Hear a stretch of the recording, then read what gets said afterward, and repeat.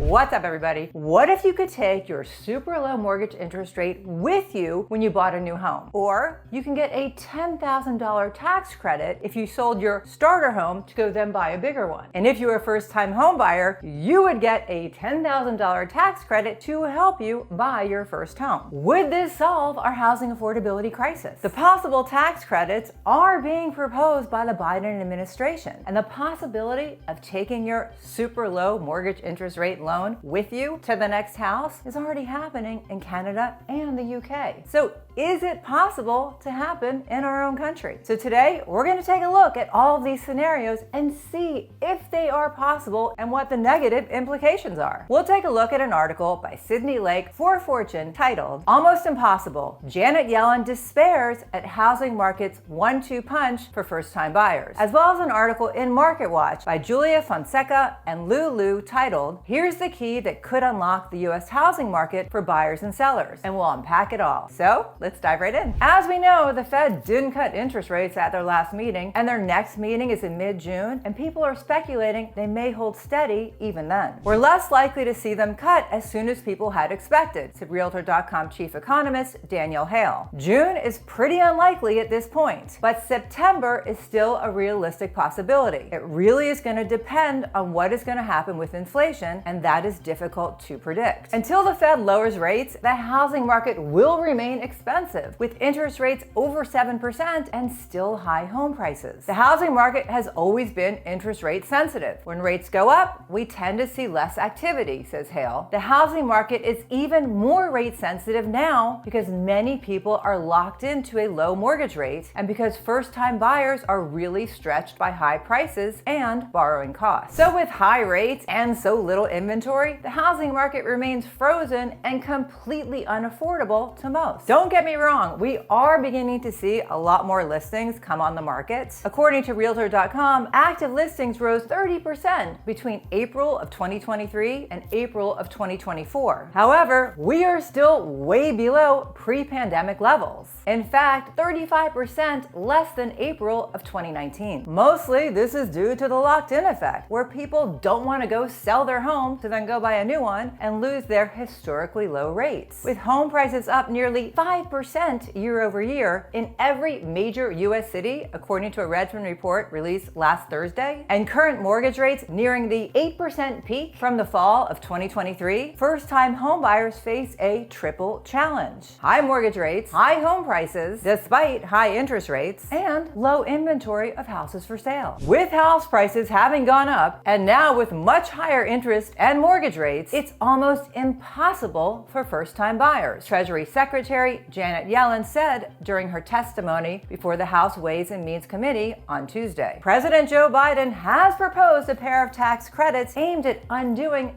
some of this mortgage locked-in effect. The first proposed tax credit would provide $10,000 to first-time homebuyers. A separate $10,000 tax credit is proposed to homeowners who sell their starter home to then go buy a bigger house. The hope is that this particular credit would increase starter home supply, which is extremely low as more current homeowners hold on to their current properties. We know that affordable housing and starter homes are an area where we really need to do a lot to increase availability, Yellen said. Sounds pretty simple, right? Not so much. Fonseca and Lou point out reasons to be skeptical about the effectiveness of these policies. So let's go through them. First, 80 to 90% of sales are existing home sales, and both the buyer and the seller typically have mortgages. Owners of starter homes are going to have to find a house to buy before they're able to sell. Stay with me. The seller of this other home may not be eligible for this tax credit, as people typically move from starter homes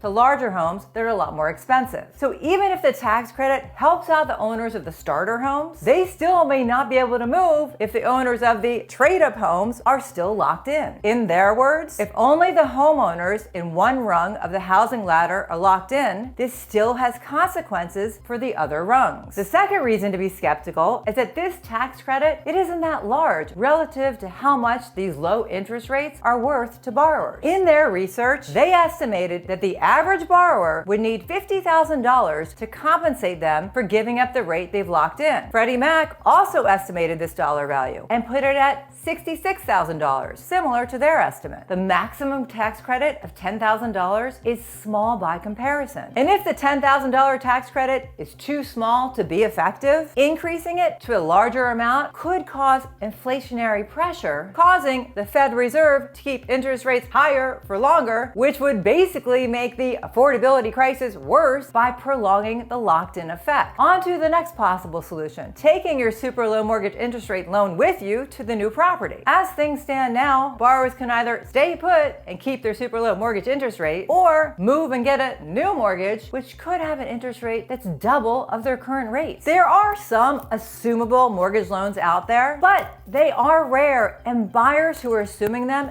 need to come up with the cash to make up the difference between the current loan balance and the house price, as they can only assume what is left of the existing loan. So wouldn't it be great to take your own mortgage with you to the new house? A feature that is called Portability and is available in the UK and Canada. The author suggests that policymakers encourage servicers to let borrowers port their mortgage when moving in exchange for a fee, which should be more effective and less inflationary than subsidies. Porting would be good news for current borrowers who do not want to give up their low rates, although first-time buyers would still feel the pinch from high rates and high house prices. But by making it easier for homeowners to move and sell, Portability would encourage liquidity and inventory back into the housing markets, a first step towards unlocking it from its current gridlock state. American Bank staff writer Kyle Campbell asserts that Portability could take 1 or 2 years, requiring congressional backing and a lawmaker to really champion it forward. Something has got to give. As read from reports, for the first time in 2 years, there is no major American metro where home prices are falling. The report shows the median home sale price rose from a year earlier or stayed the same in all 50 of the most populous of the US metros during the 4 weeks ending April 28th. The first time this has happened since July of 2022. Low inventory is just driving up home prices. Part of the problem is that investors have been snapping up America's affordable housing, purchasing 26% of the stock in the fourth quarter of 2023, according to a Redfin report. That's not only a record, it also represents a 24% increase in investor purchase activity over the previous year. How are first-time home buyers supposed to compete with institutional investors who mostly buy in cash without any contingencies? It's impossible. So the inventory is taken away, leaving home buyers to compete over the remaining houses, driving home prices up. Redfin reports that new listings are up 15% year over year, but they're still well below typical April levels. There were fewer new listings this April than any other April on record except for 2023 and 2020. New listings are up the most year over year in San Jose, California, up 53.2%, Oakland, California, up 34.4%, Phoenix, up 28.6%, Seattle, up 28.4%, and Miami, up 28%. New listings are down year over year in only one metro, Milwaukee, down 0.3%. Active listings are up 11.8% year over year. 43.9% of the homes sold in the first 2 weeks, down from 47% a year ago. The median days on the market is 34 days, basically unchanged from a year ago. 30.4% of the homes sold above the list price, essentially unchanged from a year ago. And 6.2% of the homes did have a price drop, up 1.9 points from a year ago, the highest level since November of 2023. And the months of supply nationally is 3.4 months, up 0.6 points from a year ago. Where I am here in the DC area, we have about 2 months of supply, mostly due to that locked-in effect. So what's the bottom line? I mean, I would love to go buy a new house and keep my super low mortgage interest rate from my current home. It would definitely open up all kinds of possibilities, but I would need to know the fees involved and the possible ramifications if everybody did this. Will this bring up my cost of living with everything else? How will it affect inflation? What are your thoughts on the possible proposals to solve the housing affordability crisis. We know we need more inventory, lower interest rates, and more affordable home prices. Is this possible without something crashing? I just don't see a path forward without compromise and sacrifice. Do you? Comment below. I really would like to know your thoughts on everything we went over today. And if you missed last week's video on where we discussed in certain parts of our country sellers are slashing their home prices, definitely check that out next. Thanks for watching. I do appreciate it. Bye!